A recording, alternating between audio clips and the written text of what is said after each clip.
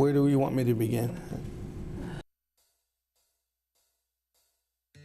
I've been in the fire service for 46 years. 32 years this year. 37 years. My job is to prevent fires. So I keep the guys who fight fires in the firehouse so they don't have to engage in firefighting. We do more with less. We do aircraft firefighting, which is ARF. We do hazardous material response. We do weapons of mass destruction. We basically have to do it all here with a anywhere from 14 to 18 man crew. Well, I went to the Air Force initially when I was 19, and I needed to learn a career, you know, get myself going because I dropped out of college. And I wanted to serve my country like my father and my grandfather did. And then so I came back to the Air Force as a civilian employee because I missed it. I was stationed at Misawa, Japan. Hong Kong Air Base, Taiwan. Chanute Air Force Base, which is closed now. Barksdale Air Force Base, Louisiana. Reese Air Force Base in Lubbock, which is closed. To Yokota Air Base, Japan, which is Tokyo. Galena Air Force Station in Alaska for my second duty station for a one-year tour, which is now closed. Guaya Air Force Base in New Jersey. King Fahd Air Base, Saudi Arabia. San Vito Air Station in Brindisi, Italy. Oh, Lakenheath Air Force Base, England. I transferred as a civilian from Robbins to here in Dobbins, and I've been here ever since. Ellsworth, South Dakota, we had a B-52 that crashed.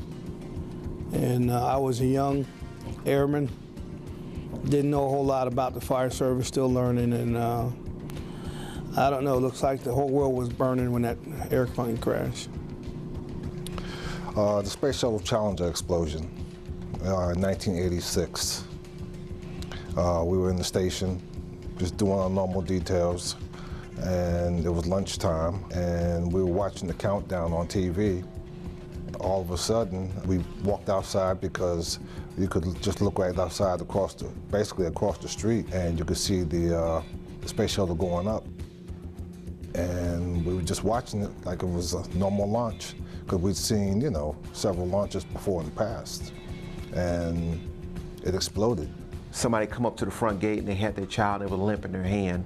They had asthma real bad, and the baby was limp. So we did some more CPR on the baby. We gave him oxygen. You know, the baby was breathing when the ambulance came, because we don't transport here at Dobbins. But when the ambulance came, they transported the baby to the hospital, and the baby was alive when he left us. And he wound up being fine later on. We found a couple days later, but that, you know, with me loving my family the way I do with my boys at home, that always gets to me. But, you know, it's just one of those things that you want to assist everybody that needs help. Growing up in New York, there were a lot of fires in my neighborhood and surrounding communities. And so I wanted to be one when I was a kid and be able to help people that needed help. I've grown more mature in this business from the standpoint of just having a greater appreciation of what this job is all about. I had an opportunity to be an instructor at the DoD Fire School for 4 years. And in going there, that really broadened my perspective of what fire service was all about. I think now, more so than when I began, what motivates me more is going home to my family. That gives me a lot of pride in what I do. So my motivation to come out here to do a good job is so that I can forward the mission of the Air Force, which is a flying mission here, help people where I can, and to go home to my family at the end of the day.